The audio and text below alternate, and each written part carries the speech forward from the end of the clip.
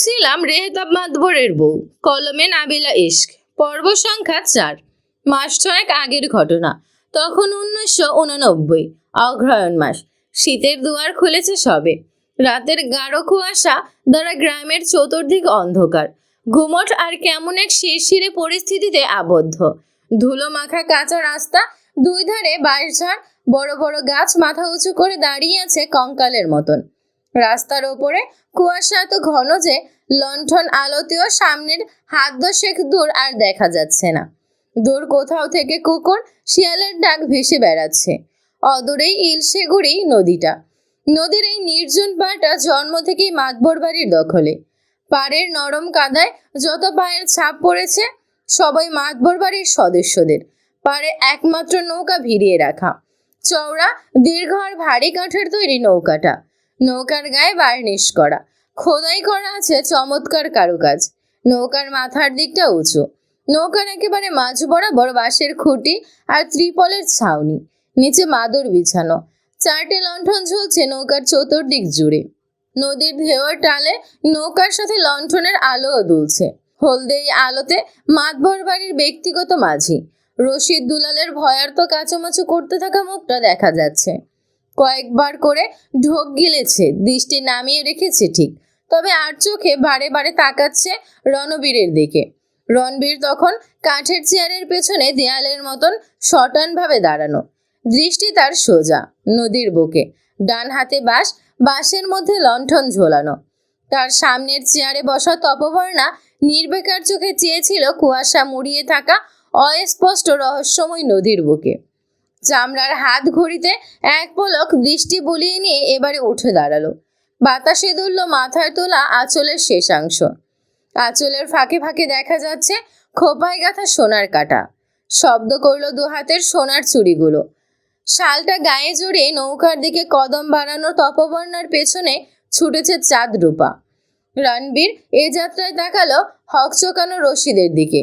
ওই দৃষ্টিতে দৃষ্টি মিলিয়েই যেন এলোমেলো নিজেকে গোছাতে পারল রশিদ। ভাবনা চিন্তা একপাশে রাখলো আপাতত। অনেকটা সময় ধরে বয়ে যাওয়া নীরবতা ভাঙল তপবর্ণার শীতল কণ্ঠে। নদীর যেই পথ ধরে তিনি ফেরেন, তার উপস্থিতিতে যতটুকু গতিতে এই নৌকা চলে, ঠিক ওই পথে সেই গতিতে নৌকা চলা চাই আমি। বোঝাতে পেরেছি রশিদ? অমন ভারী আদেশপূর্ণ কণ্ঠের সুরে রশিদ ভরকালো, চমকালো, থমকালো তার হৃৎপিণ্ড। তার শির দ্বারা বেয়ে যেই ভয়টা বয়ে গেল, তার রেহতাব মাতবর ব্যতীত এর পূর্বে কেউ অনুভব করাতে পারেনি।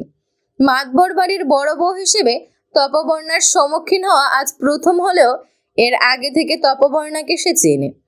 বিয়েটা হয়েছেই তো গুনে গুনে মাত্র 14 দিন, অথচ চাল চলনের আদেশের সুর শুনে মনে হচ্ছে জনম জনম ধরে সেই মাতবর বাড়ির বউ, রেহতাব মাতবরের বউ।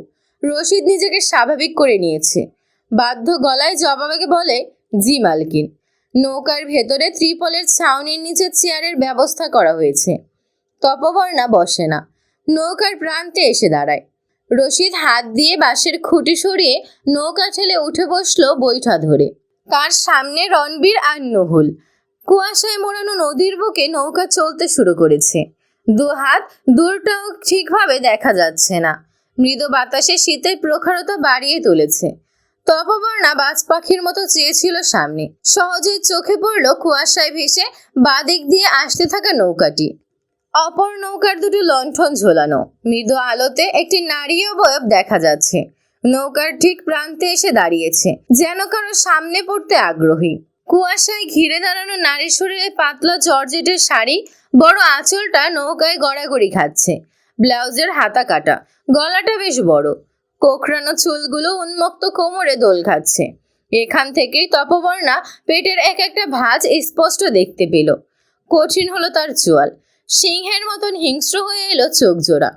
পর মুহূর্তেই চোখ দুটো এক মুহূর্তের জন্য বুঝে নিজেকে স্বাভাবিক করলো। এ যাত্রায় রশিদও সবটা বুঝে ফেলল। পানির মতো পরিষ্কার হলো মালকিনের হঠাৎ আগমনের কারণ।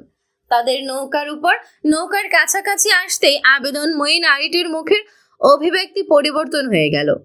নৌকা দুটো একটার সাথে আরেকটা পাশাপাশি স্থির হয়েছে। তপবর্ণা আপাতমস্তক দেখেছে তার সামনের খোলামেলা পোশাকে দাঁড়ানো নারীকে। নারীটি নজরুল মোল্লার বড় মেয়ে। আঁচল, চোখ মুখে সাজ, হাতে পায়ে লাল রঙের আলতা, নাকে নথ, কোমরে বিছা। নিঃসন্দেহে যে কোনো লোলুপ পুরুষ এই সৌন্দর্যে গলে যাবে, নিজেকে হারিয়ে ফেলবে। এমন কনকনে শীতের রাতে এমত অবস্থায় কি কোনো স্বাভাবিক মানুষ থাকতে পারে? সম্ভব। তপবন্যার শান্ত দৃষ্টির সামনে স্বাভাবিক নেই আঁচল। নিজেকে যথাসম্ভব স্বাভাবিক রেখে জিজ্ঞেস করলো, পথ আটকানোর কারণ? তপবর্ণা নির্বিকার চোখে আরেকটি বার তাকালো আঁচলের নগ্ন পা জোড়ার দিকে। মিষ্টির দোকানের মিষ্টির মতন সব আকর্ষণীয় অঙ্গ প্রত্যঙ্গ দেখাতে কৃপণতা করেনি। তপবর্ণা গাঢ় কুয়াশার চেয়েও রহস্যময়ী গলায় বলে, আপনার ফুরিয়ে যাওয়া যৌবনের ভার সামলাতে এসেছি। আপনার যৌবন তো আবার এমন রাত বিরেতে, আর আমার স্বামীর পথ আটকানো ব্যতীত দেখা মুশকিল। মুহূর্তেই ম্লান কণ্ঠে ডেকে ওঠে আঁচল, ললিতা, নৌকা ঘোরাতে বল। তপবর্ণা দু চোখ দিয়ে যেন আগুনের ফুলকি বেরোচ্ছে। সে মাথাটা পাশ ফিরিয়ে রণবীরের চোখে তাকাতেই রণবীর বাতাসের মতো নিমিষেই সামনের নৌকার পৌঁছে আটকে ফেলে আধবুড়ো মাঝিকে। রূপা গিয়ে ধস্তাধস্তি করে ললিতা নামের মেয়েটিকে নৌকার ভেতরে দুহাত ভেঙে বন্দি করে নিয়েছে। চাঁদ আর নুহুল তখনও তপবর্ণার পেছনে শটানভাবে দাঁড়িয়ে আছে। তপবর্ণা শান্ত গলায় বলে, আজ এত তাড়া কিসের? আগের দিন তো এতটা তাড়া ছিল না। নাকি আজ রেহেতাব মাতবর নেই বলে? তাকে তো বেশ চায়ের জন্য দাওয়াত দেওয়া হয়। নরম গলায় জিজ্ঞেস করা হয় তার মানসিক অবস্থা।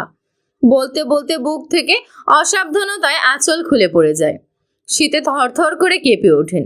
নিজের শরীরের ভার সামলাতে না পেরে ওই নৌকা থেকে এই নৌকায় প্রায় পড়ে যেতে নেন। শরীরে এত ভার যে ঠিকঠাক সামলে উঠতেও পারেন না। তাই তো চলে এলাম আপনাকে সাহায্য করতে। আঁচল এবার পূর্ণ দৃষ্টিতে তাকালো তপবর্ণার দিকে। হলদে আলোয় ডুবে থাকা মসৃণ চাঁদের মতন মুখখানি দেখে হিংসায় জ্বলে পড়ে অঙ্গার হয়ে এলো তার হৃদয়। দাঁতে দাঁত পিষে চাপা গলায় বলল, এত ভয়, এত আত্মবিশ্বাসহীনতা? তপবর্ণা না হেসে পারে না। ব্যঙ্গাত্মক সে হাসির মৃদু শব্দ আর নদীর স্রোতের সুর গাঢ় কুয়াশার চেয়েও মলিন শোনায়। অহংকারে ডুবে থাকে তার চোখের দৃঢ় দৃষ্টি। ডেকে ওঠে, চাঁদ। চাঁদ মালকিনের ডাকে সাড়া দেয় মুহূর্তেই। এক লাফে সামনের নৌকায় চলে আসে।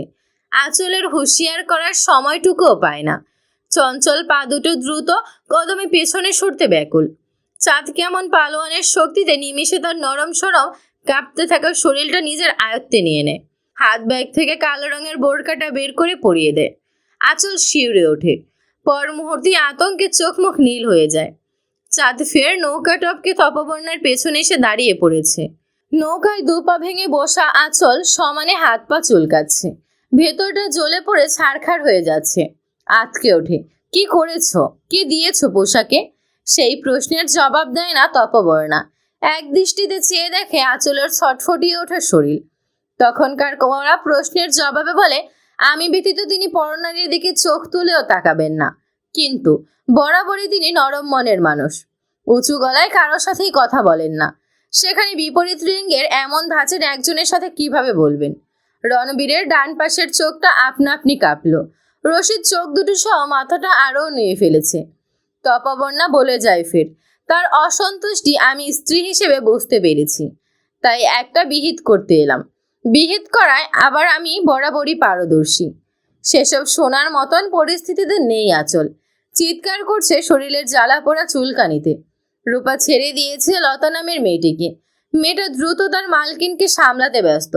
আঁচল হিংস্র চোখে তাকিয়ে চেঁচিয়ে ওঠে, এক লাফে উপরে উঠে, নিজেকে কি ভাবছিস? ভুলে যাস না নিজের পরিচয়, নিজের জায়গা। এক চাকরের পেট থেকে বের হয়েছিস। খান বাড়ির এক কীট পতঙ্গ, যার উপর পা ফেলে সবাই হেঁটে বেরিয়েছে। সেসব ভুলে গেলি এত তাড়াতাড়ি? তপবর্ণার চোখের পলক অবধি পড়ে না। পরিবর্তন হয় মুখের অভিব্যক্তির। মাতবরের বউ আমি, রেহেতাব মাতবরের বউ, আর এটাই আমার একমাত্র পরিচয়। রানবীর তাদের নৌকা ফিরে এসে দাঁড়িয়েছে। কঠিন চোখে একটাবার তাকিয়েছে আঁচলের দিকে, তবে কিছু বলে না। তপবর্ণার ইশারায় নদীতে বৈঠা নাড়াতে শুরু করেছে রশিদ। তপবর্ণার শেষবারের মতন শান্ত দৃঢ় কণ্ঠে বলে, এবারে অল্পতেই ছেড়ে দিলাম। দ্বিতীয়বার তার আশেপাশে আসার চেষ্টা করলে ওই ফুরিয়ে যাওয়া যৌবনে আমি আগুন লাগিয়ে দেব। এই ঘটনাটির বিবৃতি পুরো প্রতাপপুর গ্রামের সবার মুখে মুখে বিচরণ চালিয়েছিল সপ্তাহখানেক ধরে। মোল্লাবাড়ির কর্তাও কোনো রকমে বিচারের মজলিস বসাতে পারেনি। রেহেতাব মাতবর বেশ কৌশলে পুরো ব্যাপারটা ধামাচাপা দিয়ে ফেলেছিল। আগের সেই ঘটনা ভেবে চাঁদ বড় করে দীর্ঘশ্বাস ফেলল। তপবর্ণার ডাকে পর মুহূর্তেই সচেতন হলো। জি মালকিন। তপবর্ণা লাল আঁচলটা মাথায় তুলে নিয়েছে। সূর্যের এক ফালি রোদ্দুর এসে পড়েছে তার মুখে। ছাদের কবুতরগুলো দল বেঁধে উড়ে এসে বসেছে বারান্দার হাতল জুড়ে। একটার দিকে তপবর্ণার দৃষ্টি থামে। এই ধূসর রঙের কবুতর দেখিয়ে আমরায় গতবার উনি এই কবুতরটা এনেছিলেন না? রূপা পর্যবেক্ষণ করে বলে, জি এটাই। ওর সাথে ওর ছেলে মেয়েও আছে। মোট 3টে এনেছিল মালকিন। তপবর্ণা কয়েক কদম এগিয়ে ডান হাতটা বাড়িয়ে দেয় সামান্য প্রত্যাশা নিয়ে, অথচ একটা কবুতর এসে বসলো না। মিনমিন করে বলল, আচ্ছা। উনি হাত বাড়ালে সবগুলো কবুতর ওনার হাতে বসতে মরিয়া হয়ে পড়ে। চাঁদ ফিক করে হেসে ফেলল। মুখে হাত চেপে হাসি থামিয়ে বলল, মালিক আদর যত্ন করে পালেন, তাই তার বাধ্য হয়ে গেছে। তপবর্ণা এক পলক সেদিকে চেয়ে উত্তর দিকে যেতে যেতে বলে, সময় হয়ে এসেছে ওর ওঠার। নাস্তার ব্যবস্থা করতে বল। ওটা কে চাঁদ? রূপা বুঝে নিয়েছে এইবারের ছোট ছেলে হৃদয় মাতবর। পড়াশোনা করেছে দেশের বাহিরে। মাঝে মধ্যে পড়াশোনার ফাঁকে ছুটিতে বেড়াতে এসেছে ঠিক, তবে এবারে ফেরা ভিন্ন বিষয়। একেবারে ফিরে এসেছে পড়াশোনা শেষ করে। সম্পর্ক স্বাভাবিক থাকলে এটি আনন্দের খবর হতে পারত, তবে আপাতত আনন্দের চেয়ে বোধহয় ঝামেলাপূর্ণর বেশি। কত কি হবে কে জানে।